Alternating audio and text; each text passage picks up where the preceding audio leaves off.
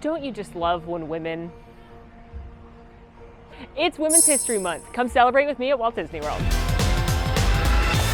Hey Mayhem Fam, it's Women's History Month here in the United States. I believe some other countries as well. There are celebrations running all March long here in Walt Disney World across all 4 parks, the resorts, and Disney Springs. So we are gonna go check out some of the exclusive eats and activities, maybe meet a princess or two. And along the way, I'm gonna be talking about some of the most impactful women in Disney history, from artists and animators to Imagineers and business executives. These women have been crucial to the success of the Disney company and are behind some of the most beloved stories, attractions, and more at the Disney parks and Disney films. So I'm so excited to celebrate them today. Come along with me as we do so. My plan is to head to 2 of the parks as well as Disney Springs. So we got a lot to do. Let's get to it. One thing Disney likes to do is release a foodie guide for different events. They'll release a foodie guide for big parties like Mickey's Not So Scary Halloween Party or Very Merry Christmas Party. They release foodie guides for all of the festivals, but some people may not realize they release foodie guides for special celebrations as well. So when Disney released their foodie guide a couple weeks ago for the upcoming Women's History Month, I went through the list and I got really excited about a lot of the different items. So that's my goal today, is to go through and eat some of these items, and I'm gonna dedicate each one to a different woman in Disney history.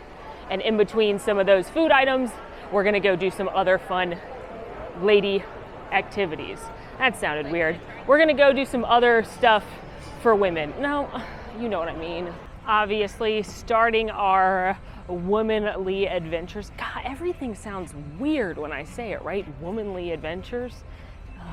Starting our Women's Month celebration. There we go. Obviously here at Epcot, where the Flower and Garden Festival just kicked off, it's absolutely gorgeous. Alan and I did a whole video on the Flower and Garden Festival, checked out every single booth, so check that out. But I want to shout out, as I'm headed to our first destination, a couple of the most beautiful topiaries that are here for the festival this year. Welcoming you into the park is Encanto, including the 3 sisters, Mirabel, Luisa, and Isabella. They are absolutely stunning. Another one I got to shout out is the Princess Tiana topiary over in the American Adventure Pavilion. Absolutely gorgeous. Make sure you enjoy these when you're at Epcot this spring. But we are headed into the Land Pavilion for our first treat. The Land Pavilion is home to Soarin' Around the World, Living with the Land, the boat ride through the greenhouses, the Garden Girl character restaurant, Awesome Planet, the movie about how we're destroying the earth, and Sunshine Seasons, which is a quick service restaurant. And honestly, it's one I don't visit very frequently just because I prefer eating in World Showcase or around the festivals. There's just so much good eating here at Epcot. However, they added a dish for Women's History Month that I am so excited to try. Sunshine Season actually has quite a robust menu, and it's great if you're someone looking for something a little bit lighter or healthier, or maybe on a special diet. They've got roasted chicken and grilled salmon. They do stir fries, sandwiches, salads, a whole variety of desserts. But what I'm excited to try today are these birria tacos made just for Women's History Month. These are beef and cheese tacos in a delicious looking tortilla, and they've got the beef consomme for dipping. They've also got cilantro and onion chopped here if you'd like to add that, as well as a fresh lime. I am so excited about these. Also on the Disney Parks foodie guide, they added some blurbs about some of the items, and it said that these were created by a Disney chef, Chef Veronica, who decided to whip up a birria taco recipe as an homage to her family's Mexican heritage. So I'm very excited to eat these. I love tacos, and these look delicious. I love when fresh lime comes with tacos. Like, oh, it just adds a little zest. And I am a cilantro person. I feel bad if you're one of those people where cilantro tastes like soap to you. Oh God. Well, let's just do it. Got to do the dip.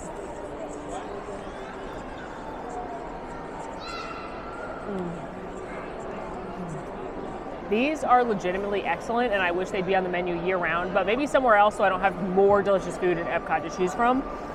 The little corn tortillas are perfectly cooked, and they're nice and warm, so your cheese is all melty, almost like a quesadilla. The meat is cooked really well, very flavorful, not hot or spicy or anything, just really good meat. And just when I was about to say it's too dense with the meat, that zest from the lime came in. I also love the fresh onion and the cilantro to kind of break up the density of the cheese and the meat. But the beef consomme is making sure that it stays nice and moist and delicious. These are awesome, and it's hard for me to tell you to eat here because Flower and Garden's going on and there's so many good things to eat in Epcot, but if you find yourself eating here, these are great. And as promised, for each treat, I will be talking about a notable woman in Disney history. And since we are in Epcot, who's celebrating the Flower and Garden Festival, it seems apropos for me to discuss Ruth Shellhorn, a landscape architect who helped bring Disneyland to life. Now, prior to her work shaping Disneyland, Ruth Shellhorn was working on a lot of projects throughout LA and would actually become a pretty illustrious designer, and a lot of areas in LA are accredited to Ruth's landscape architecture. She even won Woman of the Year in 1955 in Los Angeles. But a few months before Disneyland opened, Walt needed himself a landscape architect, and he was recommended by a friend of his, Ruth, because they had worked together on a few projects. Now, Ruth herself is quoted as saying she didn't initially want to take the job because, like a lot of people, she was like, an amusement park, really? They're dirty. Why do you need a landscape architect? She didn't really see the purpose of having her. She didn't think it would be kind of up to her standards. But like many people, Walt Disney himself convinced her that Disneyland was going to be different, that Disneyland was going to be special. So ultimately, she took the job. She quickly earned Walt's trust, though, because Walt wanted to build a grand bandstand in Town Square, and she told him that this would block the beautiful views down Main Street. Initially, no one listened to her, but as soon as that grandstand started going up, Walt realized she was right, and they took it down. He then told her she had his full confidence. Now, the biggest project that Ruth underwent in Disneyland is one of the most prominent locations, and that's the central hub where you've got the Walt Disney Partner statue and the castle and the different spokes that lead off into the other lands of Disneyland. But they weren't quite sure how to execute the design. So her primary first job was to work as a liaison between the landscaping team and the Imagineers and Walt Disney, who had this idea. I've talked extensively about Bill Evans in other videos. He is the landscaping genius behind attractions like the Jungle Cruise, and he did a lot of the physical landscaping when it came to Disneyland. He acquired a lot of the trees. He actually put ads in the papers for people to get rid of their trees and bushes they didn't want. He'd pick them up and bring them to Disneyland. But it was Ruth who had to then implement them throughout the main areas of Disneyland, make sure that being in Disneyland felt wonderful and magical and perfectly manicured to fit whatever space it was in. Walt even said that he wanted it to be an eternal spring feel when going to Disneyland, which made her job even harder because she had to make careful decisions about which tree she was going to use. One of my favorite things in the Disney parks can be attributed to Ruth as well, which is the transition from land to land. I've talked about this here in the Magic Kingdom, but it's true in Disneyland as well. When you go from Main Street USA into Adventureland or into Frontierland, the landscape changes along with the surroundings. Because it all has to tell a story, right? The colors of the buildings, the architecture styles, the music that you hear, down to the plants, have to tell you whatever story you're in. So they have to subtly transition you from Main Street USA, the turn of the century Victorian era America, into the jungles of Adventureland. And Ruth was crucial to the design of those transitions. Because of this and because of the particular nature of Walt Disney, who wanted to make sure each land was themed carefully, Ruth decided to use things like big evergreen trees to create a kind of fluidness throughout the entire park, but also she could use those big trees carefully placed to block out the view of one land to the next. And now I'd like to share a few quotes from Ruth herself about building Disneyland that I came across in my research. The first was in an article she wrote for Landscape Architecture magazine. Trees. One woman into this and I'm already gonna cry. It seems like a dream in which everyone operated to the utmost to build the park for family entertainment, which had been in Walt Disney's mind for 20 years. She's also quoted as saying, "I doubt that this process could have followed successfully on any other project on Earth, but this was Disneyland. A sort of fairyland, and Walt's belief that the impossible was a simple order of the day so instilled this spirit in everyone that they never stopped to think that it couldn't be done. They just did it, and with amazing speed." God, I didn't think this one would get me. So cheers to you, Ruth, a woman who worked primarily amongst men, some of whom unfortunately doubted her competency, she's on the record saying. A woman who championed the transition from one magical land to the next, and the woman who made Disneyland as we know it so incredibly beautiful. We thank you. Made it into World Showcase. It is a very busy day today. There's a line to get in the Mexico Pyramid. But I am headed now to get another treat over in the American Adventure Pavilion. But along the way, I'm going to say hello to one of my favorite Disney leading ladies. I bet you're a fan of hers too. And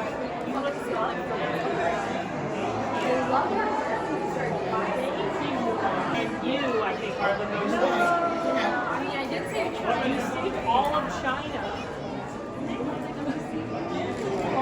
Yes. What I hear first. I met Mulan and it was awesome. She taught me how to do a warrior pose. I just love her so much. Also, she's my favorite Disney princess. And before you say, but she's not a princess, Do you know the official qualifications to be called a Disney princess? To be a part of the official Disney princess lineup, you have to either be royal by birth, royal by marriage, or perform a heroic act. And I'd say saving all of China is a heroic act.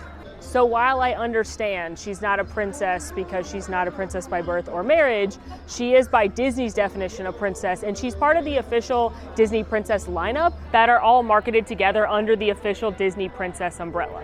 In the official Disney umbrella, you've got your OG princesses, which are Snow White, Cinderella, Princess Aurora, Ariel, Princess Jasmine, Belle, Pocahontas, and Mulan.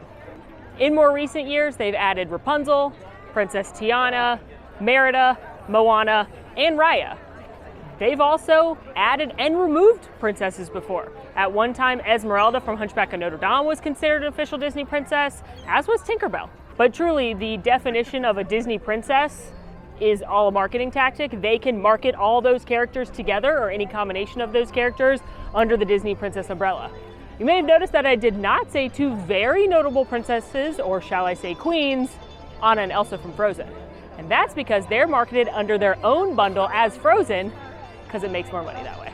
Anna and Elsa and Frozen as its own franchise is so successful and so profitable that it's better to keep them split than to have them part of the Disney princess lineup.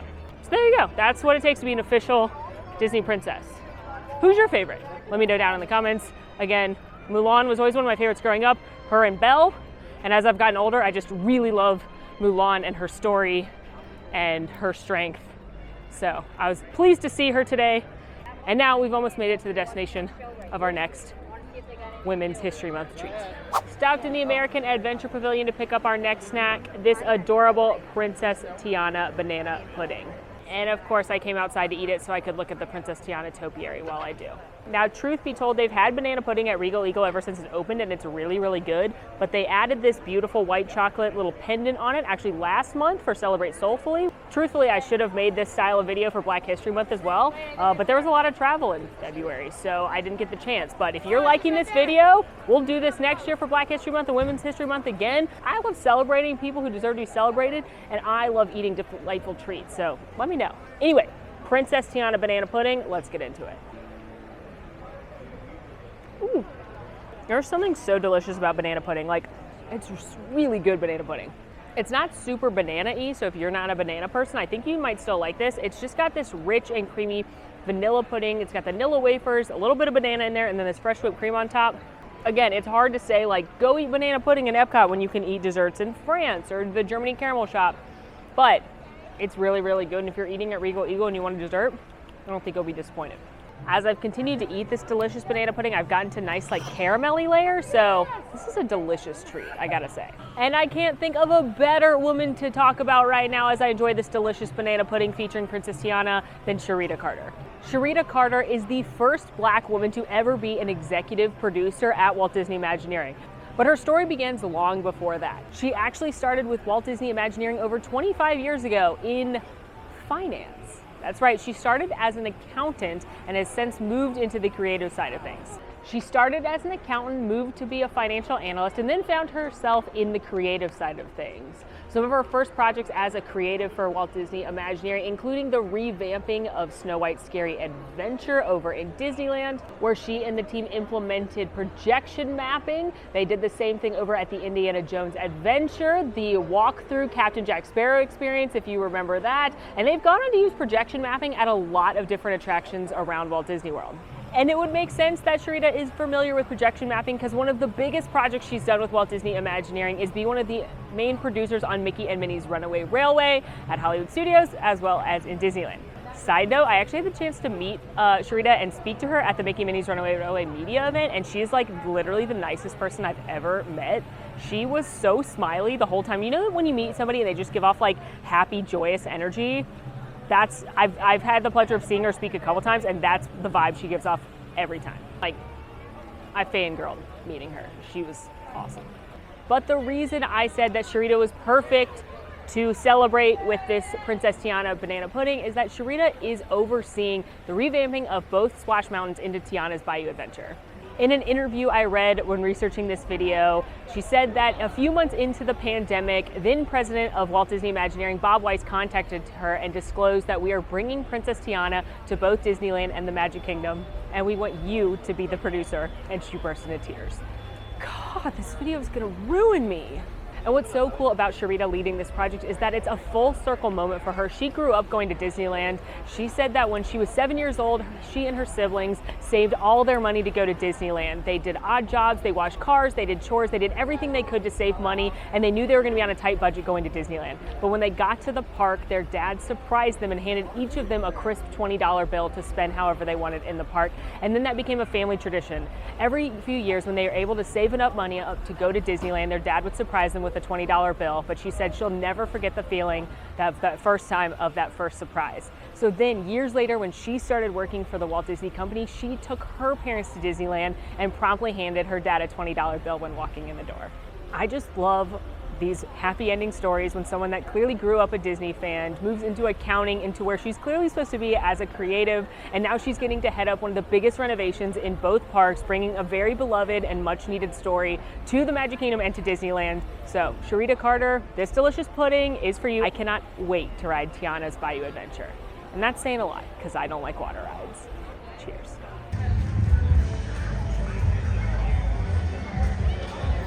Walking out of Epcot and I see two queens, Minnie and Daisy, holding hands, fix each other's bows, and then go to their meet and greet spots. Women. Magically, I've been transported to my favorite Walt Disney World park, Disney's Animal Kingdom, where I'm headed to one of my favorite locations to grab our next two Women's History Month items. Yay! Could this get better? Yes, it can get better. You know what? Somehow it can get better, because I saw these new ears on Instagram and I immediately was like, I need those the next time I'm in Animal Kingdom. I hope they don't sell out. And they didn't. They're a Bobble Bar collab and they're Lion King, and I love them even though they're like almost tacky. They're a little tacky, but I don't care because Lion King's my favorite and I think they're really fun. Plus, Bobble Bar is a women-owned business, so we love that. If you guessed I was headed to the Nomad Lounge, you are of course correct. This is one of my favorite places in all of Walt Disney World. It's a tropical oasis treehouse feel almost. Excellent cocktails and light bites. And I got called back from the mobile waitlist, so here we go. The first of my treats has arrived. This is the Whiskey Ginger Cocktail. It's made with Uncle Nearest Premium Tennessee Whiskey, which is both a Black-owned and woman-owned business. It's also got ginger liqueur, brown sugar simple syrup, and lemon juice in it. Now, before I show you this next thing, I need to make one thing abundantly clear. The Disney Parks Foodie Guide unfortunately had a misprint, and it said that you could get this next item, a dessert, at both Tiffin's, the full-service signature restaurant connected to Nomad Lounge, and Nomad Lounge. When I got here and asked the cast member, she said actually it's only available at Tiffin's.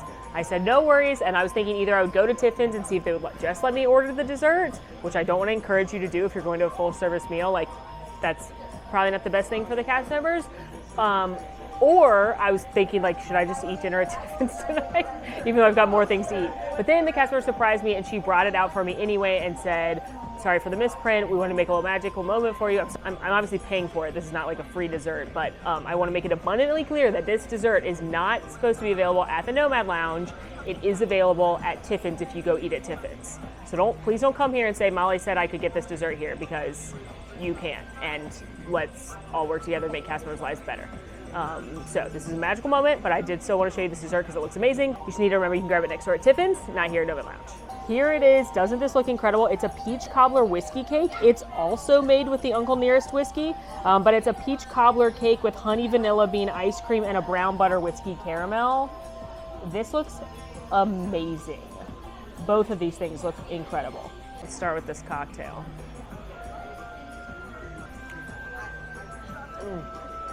That's delicious. Can I start off by saying I'm so glad the Women's History Month cocktails feature whiskey. There's this one here at Nomad Lounge. Obviously, there's a couple others around the different resorts, but I'm so glad they feature whiskey because I really thought they would be like stereotypical, like girly drinks, like sweet, fruity punch drinks that are like pink, which is fine, but it's fun to have a little bit more variety as someone who prefers whiskey and bourbon over fruity drinks. I think it's fun that they're like doing something maybe a little less expected for Women's History Month. That drink is excellent. It is so balanced. You can absolutely taste the whiskey. However, it's got a little bit of sweetness in it because of that brown sugar, because of the lemon, but it's not too sweet at all. It's certainly not sickly sweet. It's just enough to kind of balance out the whiskey and add a little bit of spice that the Nomad Lounge often has in their drinks, as well as that kind of zest from the lemon. That's an excellent cocktail. I wish this was on the menu year-round because I would alternate this one with Tempting Tigress, which is my favorite cocktail they have here normally. And now let's try this cake. I'm so excited to try this, especially because my mom, one of her signature desserts that she makes is a peach crisp a la mode. And so it's kind of nice to think about my mom right now. Oh my God. Wow. This is unbelievably good. Whoa. I like dessert, but I'm not a huge sweet tooth. If you've watched me, you know I don't like sickly sweet desserts, over the top, lots of frosting, sugar, artificial flavors. That's not my jam. This, however, is fantastic. It does not taste like there's anything artificial about it. It's got the fresh peaches. The brown butter cake isn't too sweet, but it's nice and moist, dense, and then you're breaking that up with the coolness of this, you can taste homemade ice cream. Plus they've got the crumble of the little crumbs right here, which is adding a crunch. That is fantastic. I would go to Tiffin's to eat this. And Tiffin's is a very underrated and delicious restaurant, so if you've never been before, maybe March is your time to shine. That is excellent. Both of these things, incredible. My two favorites so far on the day. And now, much like this cocktail and dessert are paired together beautifully, I'm gonna pair our next two women together beautifully. And this is really a full circle story. So this cocktail and dessert are dedicated to Retta Scott and Jennifer Lee. Let's start with Retta Scott, who is the first woman ever to be credited as an animator in a Walt Disney animated picture. And that film was Bambi. Prior to her work on Bambi, she had worked on a couple of other shorts, but she was not credited. In fact, at the time, most women in the Walt Disney Studio worked in the ink and paint department. They painstakingly hand-painted every single cell of animation that the male animators drew onto the sheets that would then allow them to layer it upon each other and make the film. Painstaking work, and it was often underappreciated. Retta Scott had a talent for drawing those, so she was assigned to work on the storyboards for Bambi. And she drew with such intensity and such technical skill in dramatic scenes like the hunting scene, like the dogs chasing the deer, that the male artists were blown away because they had no idea a woman could draw like that. Who knew, they thought? We did. Women knew. Anyway, her sketches drew the eye of Walt Disney himself, so he put her on as an actual official animator on the Project Bambi, specifically to work on these intense scenes like the dogs chasing Faline. Again, she's the first woman ever to be credited as an animator in a Walt Disney animated picture. She then went on to work on films such as Dumbo and Fantasia, and eventually became one of the animal specialists of the Disney animators, which, again, we're in Animal Kingdom, it makes sense to talk about her here. And while Retta Scott is certainly not the most well-known woman in Disney animation, she opened the door for all of those to come after her, including Jennifer Lee. Some of you may know Jennifer Lee's name, especially if you've watched the making of Frozen 2 on Disney+, which if you haven't, I cannot recommend it enough. The amount of work that goes into a single Disney movie is unbelievable. That documentary, it's like 6 parts, and I was like, how are they gonna make this 6 parts? I'm telling you, I stayed up till 5 in the morning watching it. It is so incredible, it brought me to tears, and it cemented Jennifer Lee as a personal hero of mine because she is a bad bleep. And I mean that in the highest regard. Jennifer Lee was a screenwriter, filmmaker, working on different projects when a friend of hers asked for some help on a movie he was working on called Wreck-It Ralph.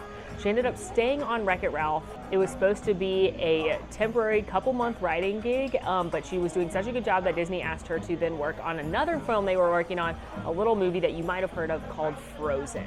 So she joined the Frozen team as a screenwriter and eventually became co-director, which made her the first female to direct a full-length animated feature film for the Walt Disney Animation Company. She also became the first woman to direct a film that grossed over $1 billion at the box office because Frozen did all right. Since then, she's worked on a ton of Disney movies that we all know and love, such as Big Hero 6, Moana, Zootopia, and of course she co-directed Frozen 2, which again was a super smash hit. But more than that, she was also promoted to the Chief Creative Officer of Walt Disney Animated Pictures. So when she was working on Frozen 2, as a director, she was also writing it, also the Chief Creative Officer for Walt Disney Animation, and also at the time a single mom. I'm not kidding you guys, this woman is a superhero. I'm obsessed with her, and if I were to meet her, I don't know that I would have enough words to speak to her, because I'm not kidding. I'll watch this documentary. The way she composes herself in meetings, the way she speaks to people, she's just like so kind, but also has so much authority, and she's so smart, and also has so much empathy. Everything about her exudes like what I would like to be as a woman. Like, she's unbelievable. I'm not kidding. Y'all need to watch this documentary for a million reasons, and if you have, shout it out down in the comments, because so much love goes into these movies. And I walked away from this documentary mostly blown away by this woman, because not only is she doing like 10 jobs, 10 incredibly high demanding jobs that I can't even dream of doing. The chief creative officer for Walt Disney Animated Pictures, plus mothering a teenage daughter, like, plus writing Frozen 2, which, the pressure to write Frozen 2, to follow up Frozen, plus directing it, like the way she interacts with everyone from the newest animators on her team up to Idina Menzel and Kristen Bell, like, she's amazing. She's truly a hero of mine. Happily toasting to both Retta Scott, the first woman to be credited as an animator for a Disney movie, and Jennifer Lee, the first woman to direct a Disney movie. Amazing. Here's to you. Made it to my third and final destination for the day, Disney Springs. I've got 3 different items on my list today, starting right here at CityWorks. Now, Disney Springs is Disney's shopping, eating, and entertainment district. You don't need a park ticket to come here. Some of the best food and drinks in all of Walt Disney World are here at Disney Springs. And there are some great women-led and owned businesses that exist here all the time, like Salt and Straw, the incredible ice cream. Polite Pig is co-owned and co-founded by a woman. But again, I'm focusing on a few items that are specifically for Women's History Month. CityWorks, I guess technically you could call this a chain restaurant, since there are a few locations around the United States. And it's like better bar food than average bar food, I would say. I've actually been to several times, and I'm usually surprised by how much I enjoy the food. They've got a variety of dips, their burgers are pretty good, pasta, sandwiches, just classic American bar food, but better than your average bar food. But the real reason to come here is their insane beer selection. They have a ton of different beers on tap. A lot of them are rotating, so they do different seasonal beers, and they will do seasonal flights with that as well, which is precisely why we're here. Here she is. This is the Her Hops flight. So all of the beers in this flight are either women-owned or women-led breweries. Obviously, as a craft beer drinker, I am a big fan of that. Let's take a look at what we got here. We have the Robonaut Red Ale from Playa Linda Brewing Company, featuring Katie Reike and Donna Scott. Thank you, Katie and Donna, for your contribution to this beer flight. This is described as a hop-forward West Coast red ale, named after the robotic astronaut designed by NASA. Robonaut features subtle notes of caramel and rose that are balanced out by a generous amount of hops. Very excited for that one. Next up, I've actually had this one before. It's delicious. It's called the You're My Boy Blue. Yes, named after that line from Old School. Oh, you're my boy! And it was done by the Brew Bus Brewing Company in West Chapel, Florida. Thank you, Tony, for your contribution to this one. It's a subtly sweet berry flavor with fresh blueberry nose, and it's an award-winning wheat ale. Very excited to enjoy this one.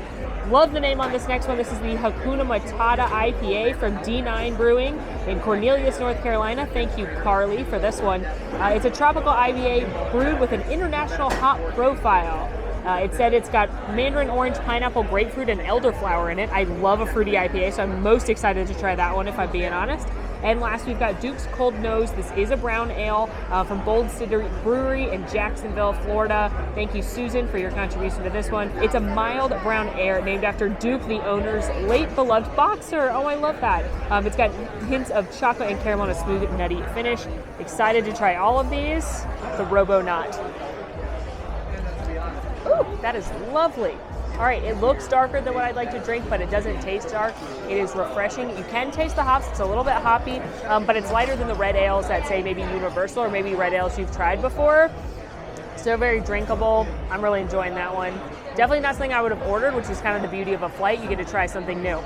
Now, the You're My Boy Blue. That is so good. I love a fruit beer so much, and that is a nice fruity wheat beer. You can definitely taste the wheat, you can definitely taste the blueberry, but it's not too sweet because, as the description says, they have made it with real blueberries, and you can absolutely tell it's not sugary sweet. It's just slightly sweet. It's fantastic. Next up is that Hakuna Matata. No worries indeed. Oh, this is the best one. Maybe I'm biased to my fruity IPAs that I've been in the mood for recently. Slightly fruity, definitely still is very hoppy and tastes like an IPA. It's less fruity than, say, that Jurassic World IPA that I love so much over at Universal. So this is kind of like step 2. If you're drinking IPAs, it's definitely not as hoppy as a normal IPA, but it's definitely not as sweet or fruit forward as others I've had as well. And last but not least, this is for Duke, the Sweet Pup. A solid brown ale. Tastes a lot like brown ales I've had before, particularly the ones over at Universal. I've been talking about the beers at Universal. Alan and I have been talking about doing a craft beer video where we do all of the exclusive beers at Disney and Universal. We're just trying to plot it out because obviously for safety reasons we can't go drink like 12 beers each in a video. So we're figuring it out. But if you'd watch that, let me know. I also want to take this moment to shout out a local brewery that I'm a big fan of. They just celebrated their 1-year anniversary, Home State Brewing Company. It's co-owned by a woman who's also a cast member. Great beers, great vibes there. So shout out to them as well. And now we are going to toast to our woman Imagineer, who is Harriet Burns. I've said it before and I will say it again, Harriet Burns is one of my favorite Imagineers because not only is she the first female Imagineer, she's one of the first 3 Imagineers ever. When Walt Disney decided to go from movies and TV over to theme parks, he put together a team of his best people, and it was Fred Yoder, Ethel Rogers, and Harriet Burns. That's it. That was Walt Disney Imagineering when it first started, although it was called WED Enterprises, WED standing for Walter Elias Disney, his initials. Now Harriet Burns, she got her first job at Disney after she lost her job at a company called Dice, and after it went out of business, she went and interviewed for a job with Disney, and at the time they weren't actually hiring women, but she somehow got the job, and she later joked that they must have thought her name was Harry, not Harriet. Her first job was on Mickey Mouse Club, where she worked on the sets, eventually created and designed that beautiful Mickey Mouse Clubhouse set that so many of us are familiar with. Because of her attention to detail, because of her sets, that is why she was moved over to WED Enterprises, because when Walt started designing Disneyland, he wanted models and sets for all of his different Disneyland ideas. One of Harriet Burns' most famous contributions, I talked all about this in the Disneyland Secrets video, is she is one of the instrumental designers of the birds in the Tiki Room, which were the first audio animatronics ever invented. She was responsible for putting the cashmere on their breasts so that they would breathe in and out like they were real birds. Harriet also worked on iconic attractions such as It's a Small World, Pirates of the Caribbean, Haunted Mansion, and Sleeping Beauty Castle. And perhaps the best part about all of this is that she did it all in heels.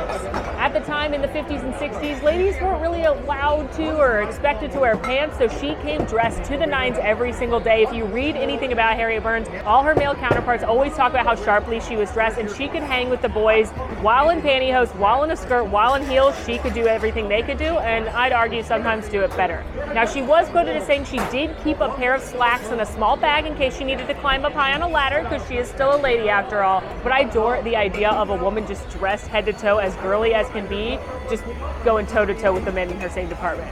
Another of my favorite Harriet Burns stories is that when she was working on the models for Pirates of the Caribbean, Walt came to her and said he couldn't really get an idea of the flow of the attraction. So she set up all of her models up on risers, on wooden risers, and she had Walt sit down in a swivel chair. She then pushed Walt through the risers so that he could see on eye level what the attraction would feel like.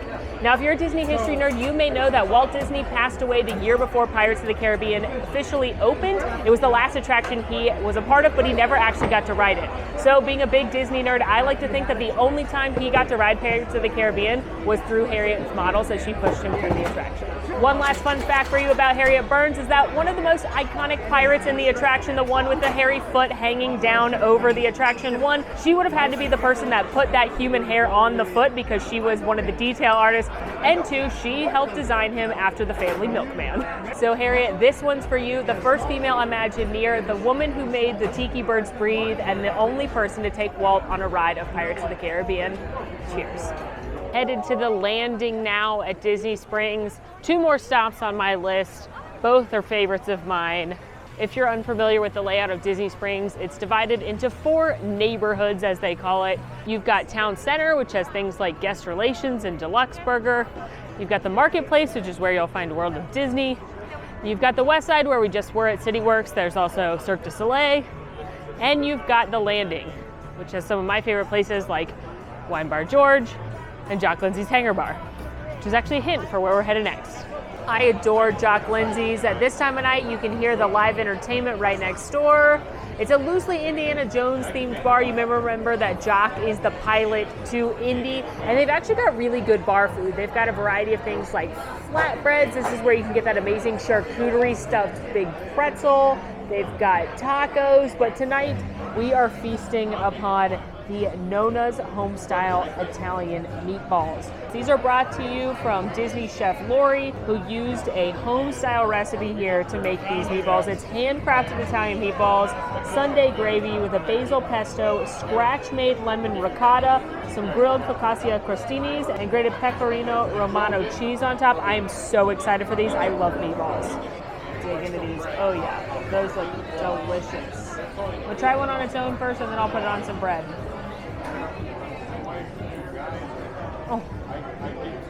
All right, they're delicious on their own. Meatballs sometimes can go dry, especially if you're making them in mass quantity. That is not the case here. They're very moist and delicious.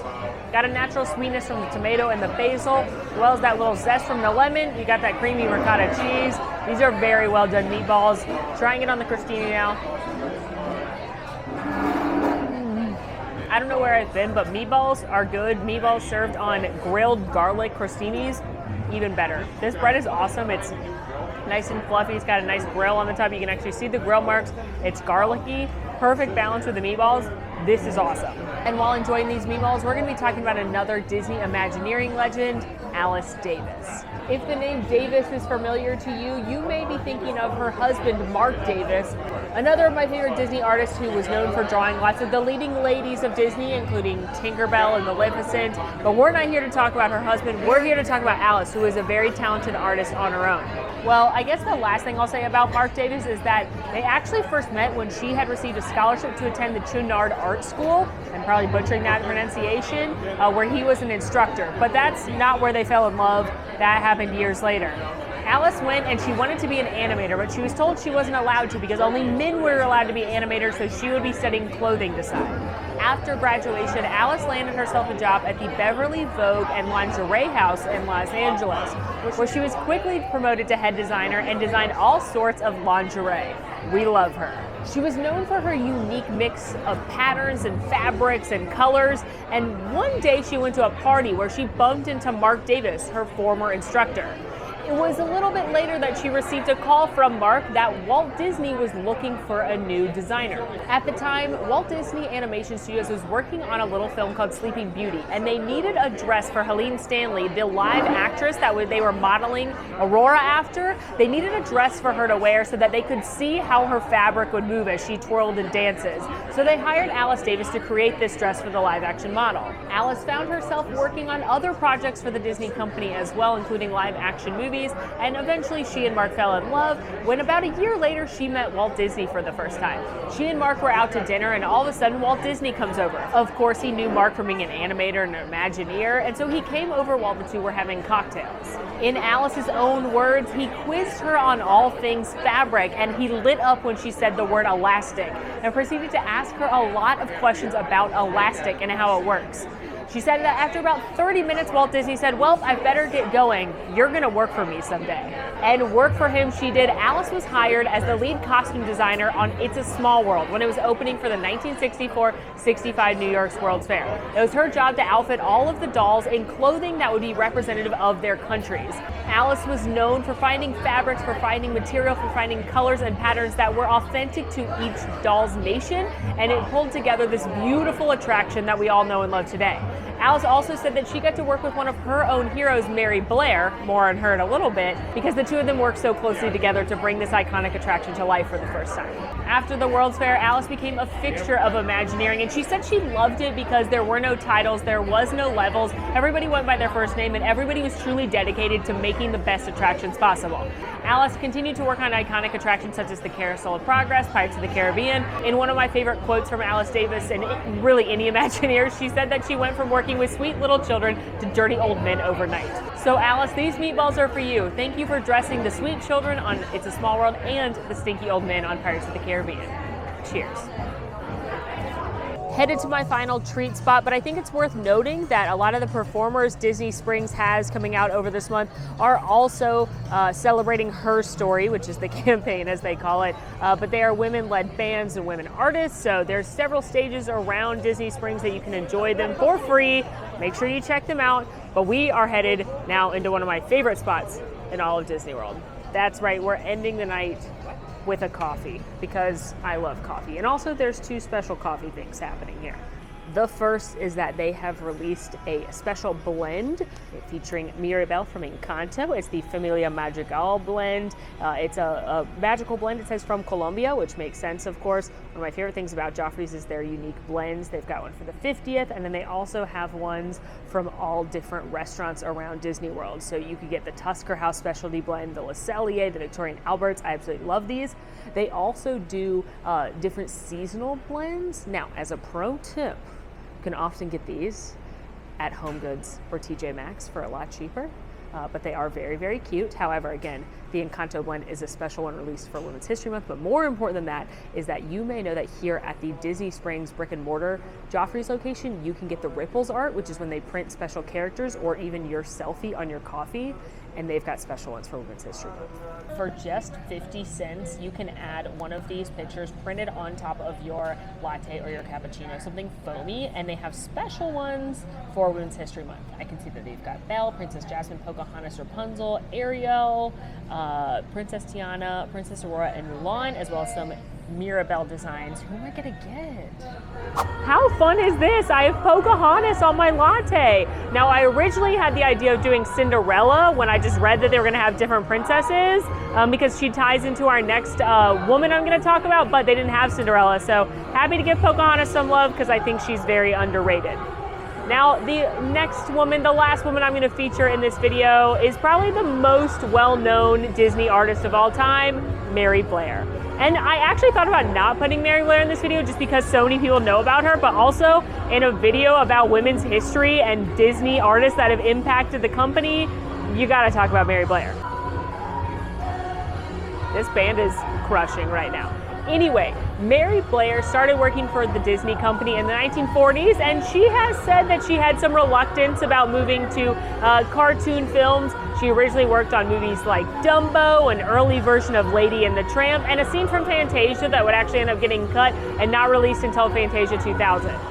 Mary Blair then left the Disney company, but she actually went on the Goodwill tour that the government at the time, President Franklin Delano Roosevelt, sent Walt Disney on to South America. They were trying to do some goodwill ambassador relations with South American countries, so they sent Walt and Lillian and a couple of his artists down to explore the countries and learn more about them. It is because of this trip that we have attractions like Jungle Cruise. It's also why we got movies like Saludos Amigos and The Three Caballeros, which Walt actually recruited Mary Blair to work on because he loved her watercolor art so much.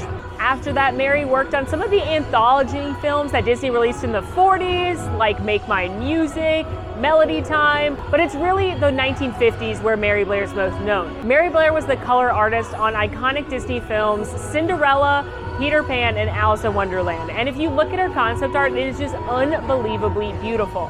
It's often said that Mary Blair had a way with color that people didn't expect. Back in those days, the color combos she was using, like pink and orange, were not frequently used. People thought they clashed or didn't go together, but Mary Blair knew that they did. Mary Blair also didn't have great eyesight, which is very interesting because she was an artist.